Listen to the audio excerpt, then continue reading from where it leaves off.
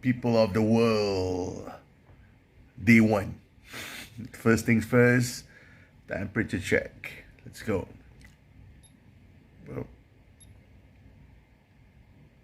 Okay.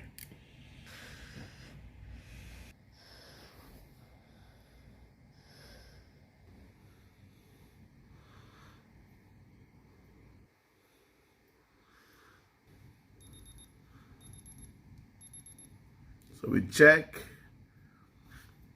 36.1.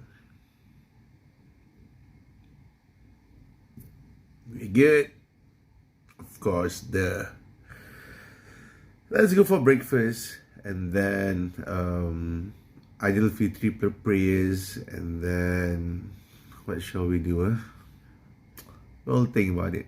All right. So breakfast, shower, Aidilfitri prayers, and let's see what we got for the day. Let's go. Yeah, since last night we don't get to see the view. Today we get. Actually, it's not so bad. At least I get to see chicks playing tennis. I gotta see chicks swimming. So yeah, quite a view, I guess. And there's a small pocket of the sea. Right. Yep, that's the Marina South Pier inside.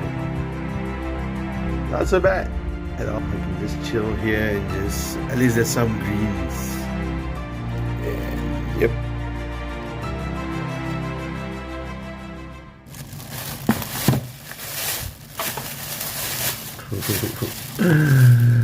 Here we go again. Let's see what we've got for breakfast today. Pagi Raya. Well, let's see, ladies and gentlemen. Breakfast di Pagi Raya presenting to you. Quang, quang, quang, quang, quang, quang, quang, quang. That's it. Yeah. Bismillahirrahmanirrahim. Allahumma barik lana fima razaqtana wa fa'alna amin.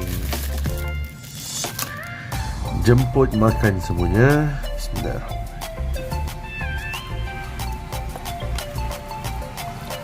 Oh my god.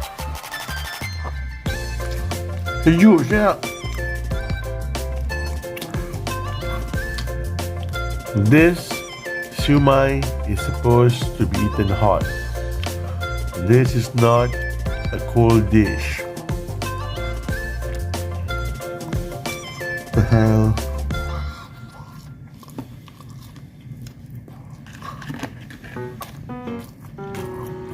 Let's try it now.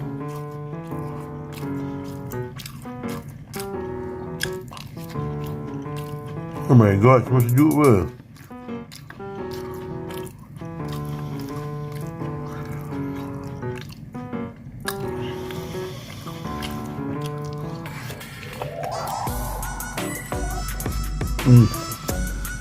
Sejuk, tak sedap. Sour.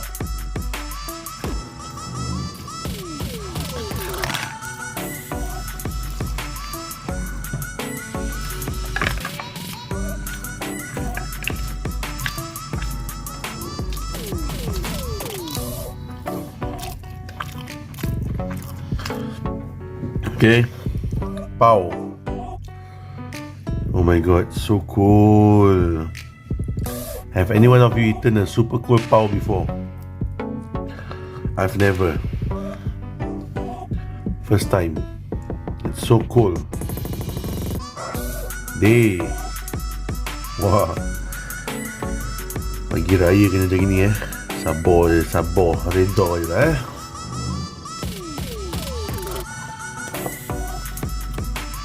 Sejuk kan.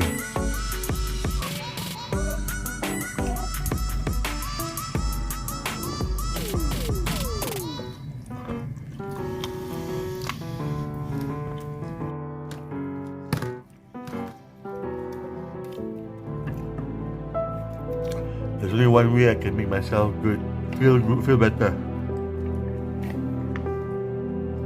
I'll just keep in mind that there are poor people out there who don't even have food, alright? So they don't have this luxury.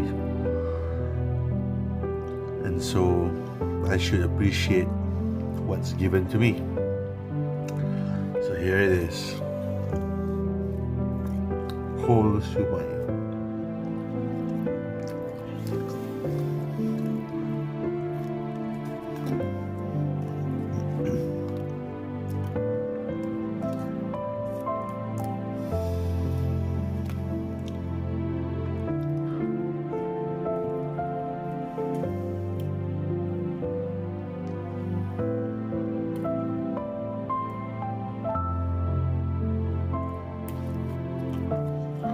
Okay, last one.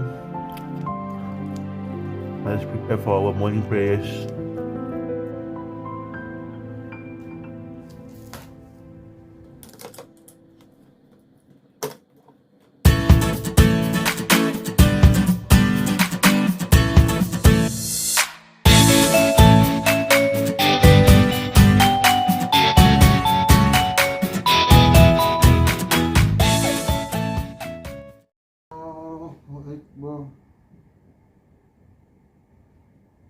Allahu Akbar.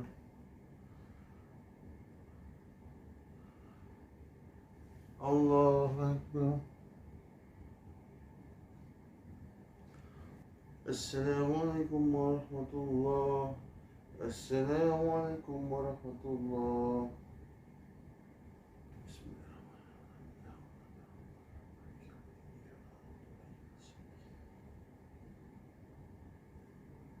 Aku tak jalan raya hari ni, tapi tetap dress up raya lah kan. Kira get in the mood lah konon. Tanjak. Tanjak aku pula ikatan, this is what we call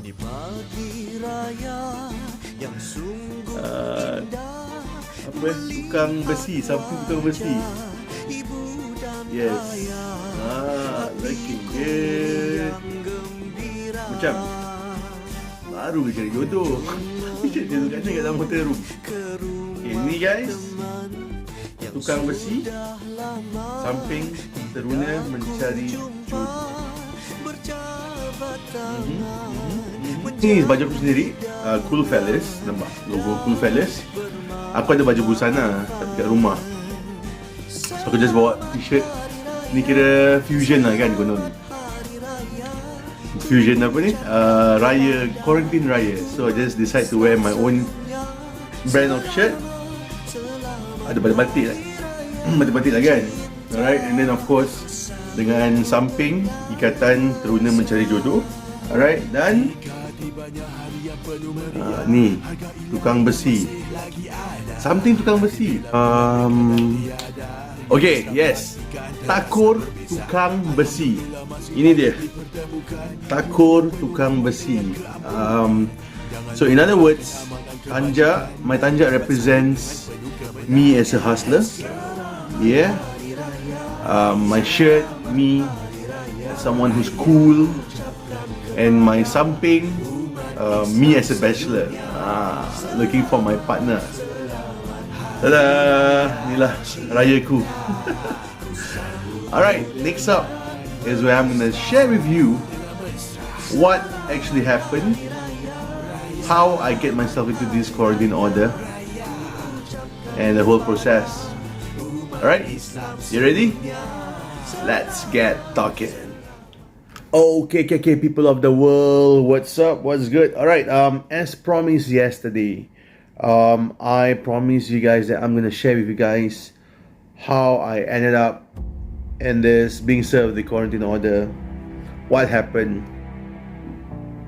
how did it happen, when did it happen, all this so that you can actually understand my situation and you can actually, hopefully you can drive some sense into you. And at the same time, if you were to, given the scale of this current outbreak, the new wave that's spreading pretty fast. In case, let's hope not, of course. But if you were to be served a quarantine order, what you should do, what you should not do, because all these were not informed. I had to go through it, and it wasn't pleasant. So maybe if you were to get it, you would be more prepared. So that's my objective of this. And of course, to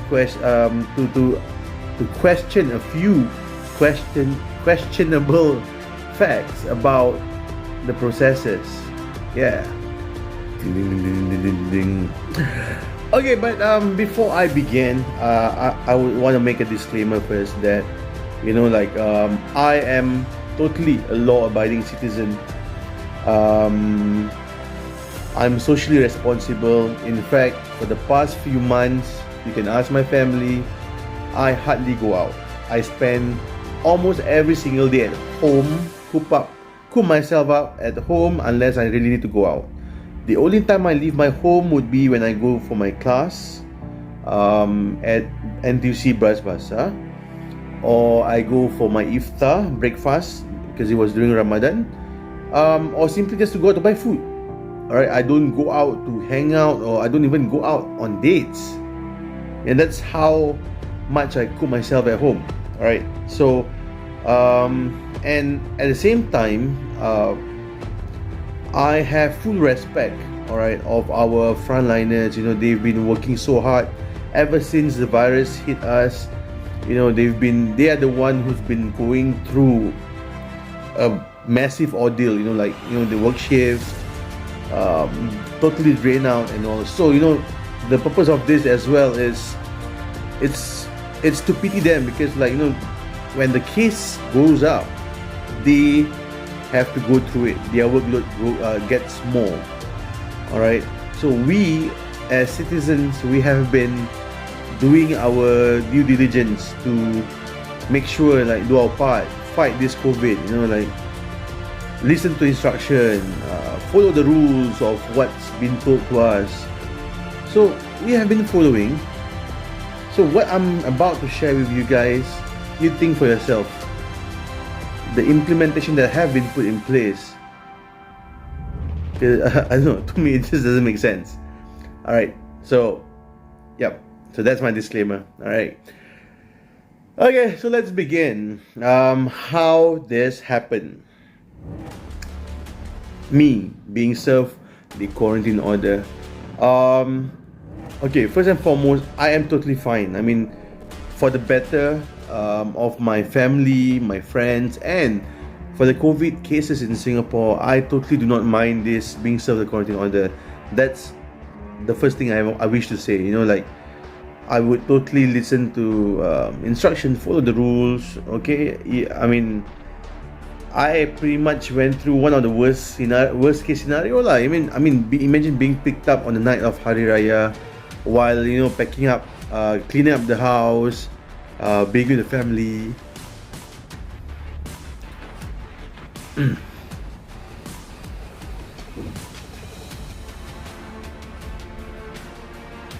Thank God, it was after iftar, so we managed to breakfast together as a family, and then we were just hanging out. I thought okay lah, probably they just served me a home quarantine, but no. Suddenly at about 8 plus at night, they call me. Okay, they're gonna pick me up within 1 hour. Okay, I'll get to that later on. Okay, we gotta go back from how it began. Okay, so just to say that I'm totally fine with this, because if this is to make the whole COVID situation better, why not? Okay, we are fighting this together, right? So it's okay. Spending this quarantine Raya all alone in this hotel room, it's totally fine. Okay, and it's a good hotel as well. AMARA Hotel Comfort, but I can't say the same for the food so far. Okay, anyways, so what happened? I was on my way back on the 3rd of May from my class in Bras Basah. So I was taking the express bus 502 from Bras Basah back to Jurong East. So apparently there was a positive case in the same bus that I took, public bus. So what are the odds, right? Like public transport, a bus. Okay, so that's the first point. Yeah, so basically someone with a positive COVID, who's COVID positive, was in the same bus, and I was told that this person is this person was 1 meter away from me. I'm like, whoa, 1 meter away. That's like next to me, which I can't recall because I was sleeping throughout the whole bus journey because I was so tired after the whole day fasting, after a whole day studying, so just knocked out. Okay, never mind. Okay, so here's how it that was how it happened, right? So why I'm serving this, all right? So now I'm gonna tell you the processes, like what happened, and like in the sense that how they contact me and stuff like that. All right, so this whole thing happened.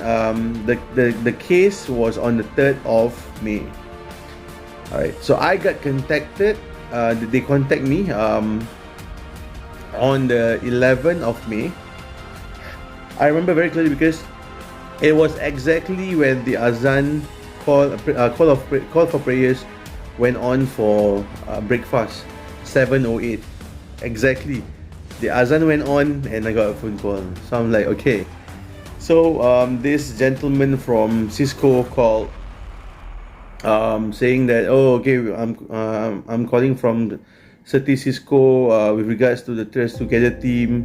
They traced that I was in close proximity to a positive case. So I'm like, what? What? It's like, I haven't eaten. Like, I was just like trying to absorb. So I'm like, okay. So I asked them where. Okay, this is where it builds my doubt. They told me my trace together was detected at Jurong Point. That was the first flag because for the longest time, I can't remember when, probably months, definitely a few months, I've not stepped into Jurong Point. That's one. Secondly, on that exact date and time that they mentioned that I was at Jurong Point, I told them, no, it's impossible because you can check my trace together. I check in and I check out from Bras Basah. Alright, and during the time that they mentioned that I was near that positive case, I was in the bus on the way back home from Bras Basah to Singapore, to Jurong East. Alright, so how on earth did my trace together happen to be in Jurong Point? Like, how?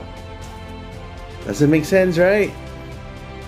So my mind was already like, what joke are you trying to pull on me, So they say, oh, okay, then so means they said, okay, then he said, after I denied, I said there's no way, impossible, I'm at Jurong Point. Then they asked me, so where was I? So I was like, I told them I was from Bras Basah, you can check. I took the bus 502. Then they say, oh yeah, then then 502 is the bus. It is the place where I got into close proximity. So I'm like, whoa, wait a minute. You told me it's Jurong Point, and now that I said that I'm in the bus 502, now suddenly the contact was at in the bus. Like, do you understand where I'm coming from? It's like, what bullshit are you trying to pull on me? Like, you tell me it's Jurong Point, so I deny, I can show you proof, and suddenly, oh, no longer Jurong Point, is in the bus that you take. Does that make sense, guys? You tell me. I'm telling you, so you tell me. Because to me, that doesn't make sense. Okay, fine. So I told him, okay, I break fast, I eat. So the whole night, wow, I was like, my mind was disturbed. I was like, I'm on quarantine order, so I was staying at home. And that particular night, I booked a car for me to do some delivery. I booked my last Traweh. So all that I had to void. So I did not go for the last traweh. I burned the rental of my car. I couldn't deliver my stuff because there was no Lala Move or there's no Grab Express during that time at night. Okay, so I stayed at home, stayed in my room, being socially responsible. Alright? And then of course I posted this on Facebook. I was like, be disturbed. And then people my friends started to call me. Some of them even have served quarantine orders. Some of them are working in the front line. So they were saying that they received the SMS. I'm like, what? What SMS? The whole night, in fact, until the next day, I did not receive a single text message. In fact, that raised my second doubt. I was told that if they called you right after putting down, or a few minutes later, whatsoever, they would you would be getting an SMS from MOH saying that you are served a quarantine order QO from when to when, law, all the whatever infectious disease act, all those terms lah, alright. So I'm like, no, I did not receive anything.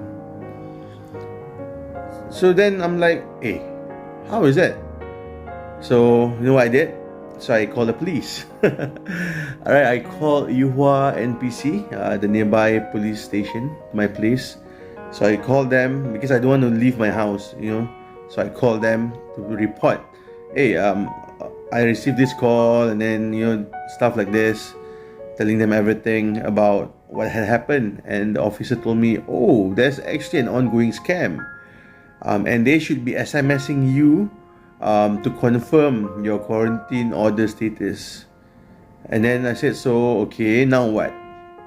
So of course he advised very good. The officer was very professional.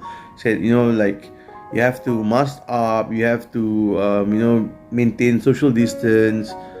He said I should avoid that call because there was no SMS to double back that call. There's no black and white, there wasn't proof, it was just a call. So he said to avoid, but to still practice caution, and of course safety measures and stuff like that. So yeah, of course I stayed home throughout. I did not go out until the next day. Okay, so basically the first day settled. Alright, so I slept. I woke up like pretty late. I slept at about 6+. I woke up at noon. I looked at my phone. No messages still, no missed calls, no nothing. Alright. So I'm like, okay, so I guess I just got scammed. So I was like so happy, like, okay lah. They got away with my IC number, with my home address. So I was telling myself, well, you have my home address. If you're a scammer, feel free to knock on my door, because I'll be glad to welcome you with my open arms, and probably with my clenched fist too. Okay, so at 3 a.m. at about 3+ p.m. I got another call. Right, again, unknown number. It's 63 something. So I'm like, oh my god, could this be the same scammer? So I picked up. This time around, I played along, thinking that it was a scam. So I played along. Okay, can I have your credible? I want to know the legitimacy of your where you're calling from. What's your name? You're from Cisco. Can I speak to your superior? That kind of thing, But funny thing is, is a she. So she did not pass over to the her superior whatsoever. Although I was asking for it, I was demanding it. So I was being very hard and harsh on her, thinking that, I thought it's a scam. Alright, so gave her a good one, and then she said, alright sir, it's okay, I will just bring this matter up to MOH and I'll let them contact you. And I said, okay, fine. And we put down the phone. Alright, and then got me thinking, like, wow, she's so confident. So what I did was I called MOH. Before that, the night before, I called MOH hotline to verify about the first call, right? So MOH, the line did not go through, so they got me to leave my number. I left my number, but no one called me back. This thing is quite urgent and important. So I guess okay lah, fine lah. They're too busy. They got overwhelmed with so many calls. Fine. All right, I give it to them. All right. So second day, when the lady called, her name is Jolene, if I'm not wrong. You know what's the funny thing? So when I told her that, I told her, you think I do not know you're a scam? Yesterday I got the same call lah. She said, you got a call? I said, wow, you don't even know that I got a call the day before? So you see, even if it's a scam or if it's not a scam, you would at least know that someone else would have called me the day before. So you are just following up. Correct or not? So apparently this Jolene, okay, now that this is not a scam, it's a true case. So this operator, this person, do not even know that her colleague had called me the day before. When that colleague told me that I am gonna be picked up on that night or the day after, but she don't even know. Alright, okay, that's where I call MOH again. So when I called MOH, I told them of the whole situation, gave them the two numbers. So she verified with her superior. Oh, and apparently both numbers are government numbers. They are people, basically Cisco lah, right, who's running this trace together thingy, contact tracing. Okay, so the MOH operator was very nice, was very helpful. I thank her for that. I forgot to ask her name because it was despite all the chaos. Okay, but thank you MOH operator, good job. So after that, then I called back the number that called me on that day, the Cisco number. Alright. Oh yeah, before that, on the first day, the number, right? So I tried to call the number back a few times. So it was just like a normal line, but no one picked up the phone. Okay, but this time around, on the second day, which was yesterday afternoon, I called back the number that called me. And yeah, there was it's legit lah. Like, you know, this is Cisco. There's an operator voice message that goes on, like AI kind of thing. Okay, fine. So this is legit lah, you know. But the day before, it's just weird. All right. And then after that, someone picked up pretty fast. All right, from Cisco, and I told them the whole situation again. This time around, I give that person a good one, you know, like, hey, I mean, what is this? This is just not right, you know. First, someone called me, fine, and then there was no SMS, which was supposed to be. Even the MOH officer was shocked that I did not receive any SMS. And then what else? I called back the number, no one picked up, and the number doesn't sound like an operator number. I told her about the earlier call that Jolene who called me. Everything. I told them that, wow, this is just not. I mean, this situation is severe. It's serious because, like, it involves COVID, right? So they should be looking into this even more seriously. All right. And my question to you is this: the case was traced based on the 3rd. They contacted me only on the 11th. How long is that? All right, that's one. And then after contacting me on the 11th, they took their time to pick me up. You know, like they should like, oh, okay lah, fine. Benefit of doubt. Maybe there was an overwhelming case. Like they have to pick up really a lot of people. Okay, let's just assume that lah. We think of the good things lah. Right? So that's why maybe. All right. Comes my next question. You know what? So when I recall back, they said about Trace Together and all. So I checked my Trace Together app. Okay, I look at the alert. Look at this. No alert at all. How? There wasn't even an alert on the app that I'm using that I was traced to be in close proximity to a positive COVID case? Can you answer for me? Thank you. Because I can't. I don't know. So now my concern is this. That was on the bus. How about the MRT commuters? There's thousands of people like every single day. How? Like this is just one bus. Like one bus, probably like how many bags? It was a full bus on a peak hour, probably maybe 30 or 20 plus. MRT. If this is done as this, you know, there wasn't any alerts. Trace back on the 3rd, contact me on the 11th. And then me being in close proximity of 1 meter took them almost 24 hours to pick me up. Alright, so yesterday lah basically. So okay, after I called the Cisco, then okay lah, after everything I put down, then someone from Cisco again called me again to say, oh, he called about, it's basically about the message.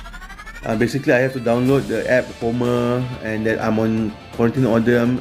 Then I told him, wait. Aren't I supposed to be getting like a form of SMS or something? He said yes.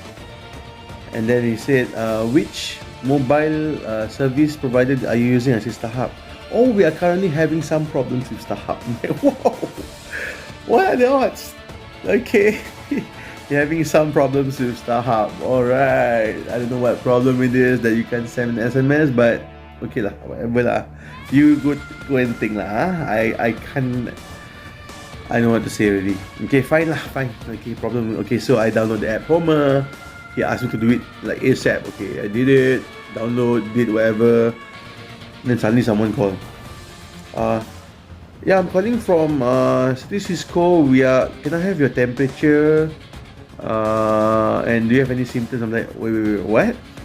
What's happening? Like, suddenly you call and ask for my temperature. Then it's like, I don't know, it doesn't make sense. I told her, wait. I wasn't even informed of anything. Suddenly you call and ask for my temperature. So if you ask me, there's one word that represents this whole fiasco, and it is bad communication. Very bad communication between all agencies. And you know, given the severity of this COVID case, with this bad communication, will just make this whole thing really bad. That's all I can say. Anyways, okay. So I was like, okay. Then I asked the person who I spoke to. So what's my next step? What am I supposed to do? Or you know what to expect? He said, no, don't worry, someone will call you later on. I'm like, later on when? What time? Like, what's gonna happen? Do I have to pack what? How many days am I gonna be going? Where? Which hotel I'm going? You know, all this information is critical, but no, I did not receive them. And I was waiting, and then I was like, okay lah, maybe they serve me home quarantine lah. So I was like, okay lah, happy lah, I get to spend Hari Raya with my family at least in my home. And while we were doing cleaning up, having family bonding time, you know, 8:13 p.m. I remember exact time, 8:13 p.m. Someone called me. I think sounds like a foreigner lah, but okay, whatever it is. But someone called me saying, okay, I'm from Cisco. We are here. I'm calling you that we are on the way to pick you up within 1 hour. I'm like, what? I'm like, okay, fine. Then from there, I felt very sad. I mean, I'm sure for my family too. But well, I mean, we are law-abiding citizens, right? So we gotta do what we gotta do. So I packed, went on, get all my stuff ready. So I waited. So it passed 9:13, 1 hour later. 9:30, 9:45, 9:50. I look at my watch. Hey, this can't be lah. You say 1 hour. I was already pissed off already, So I called the same number that called me just now. I called saying, hey, where are you? You told me within 1 hour. It's almost 2 hours. What's happening now? Oh, we are picking up a few other people, 7 other people from around your area. We are already at Jurong East. I'm like, whoa, so there's a lot of people in the same bus. So, oh, great. Okay. So, alright. They say, okay, we'll call you once we have 2 more pickup to go. We'll call you once we are on our way. And then a few minutes later, he called me saying, oh, okay, we are reaching your place. You can come down now. So I'm like, okay. So I go down. I packed for 14 days, okay? Okay. So went down. So it was a minibus, white minibus with PPE officers and whatever not. Inside there were already a few people. So I'm like, okay, now my next logic is, okay, this is just, you just think, alright, I don't have any symptoms or whatsoever. Okay, let's say if I have COVID. Okay, and the rest of them in the bus don't have COVID. So we are all sharing the same bus.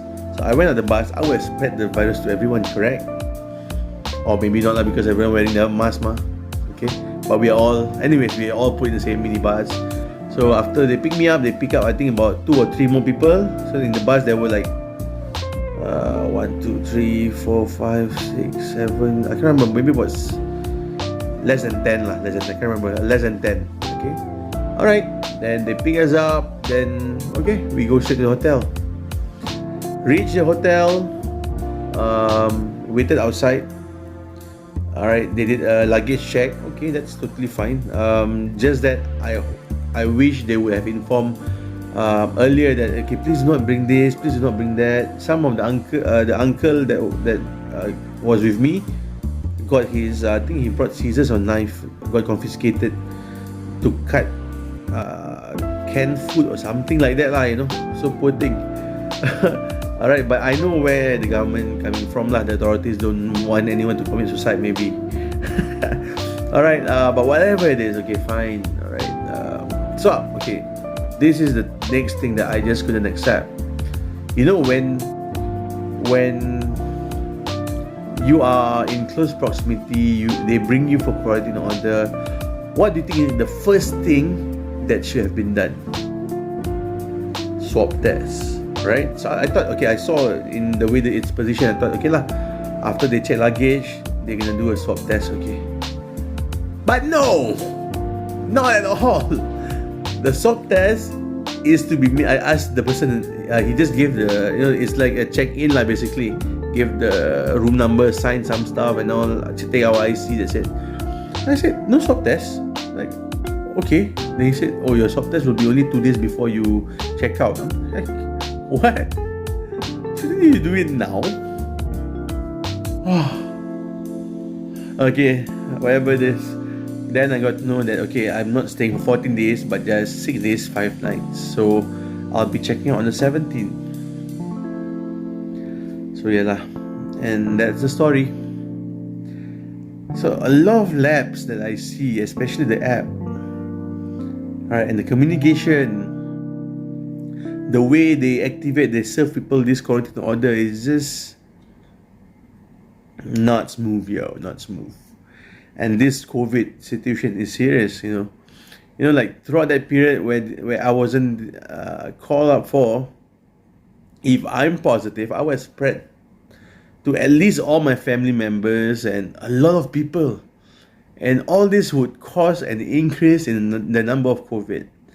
And our poor frontliners would have to go through the whole ordeal of having a huge number of cases. Get where I'm coming from? Because we are all fighting this, right? So this is the basic core of prevention. Alright, identifying cases, tracing and all. The basic root system isn't proper, isn't firm, isn't smooth. So, this would easily cause, or I would say what it's already causing, fast growth and fast spread of the virus. That's what I want to say. So anyway, day 2 have talked almost 30 minutes of the whole order. So if you were to serve quarantine order, the quarantine order would start on the day the person that was in close proximity was traced for me on the 3rd. So that 14 days begins from then, not from the time they call you. Alright, so let's hope you don't get this quarantine order, of course. I wish you all the best. Stay safe, people. Alright, practice good social distancing. Alright, be socially responsible. And together, let's fight this COVID virus. And hopefully we pray hard that this will be over and we can get back to our normal lives. Alright, so just want to end this with this final contradiction. Well, as the government implement, per household can only accept maximum 5%, 5 guests in a day, right? They implement this, they implement that, they make life so difficult for us. Yet, we still adhere, follow the rules, follow the instruction. To end off this video, this episode, take a look at this of what was shared to me that happened today at Paya Lebar. You decide. Check this out.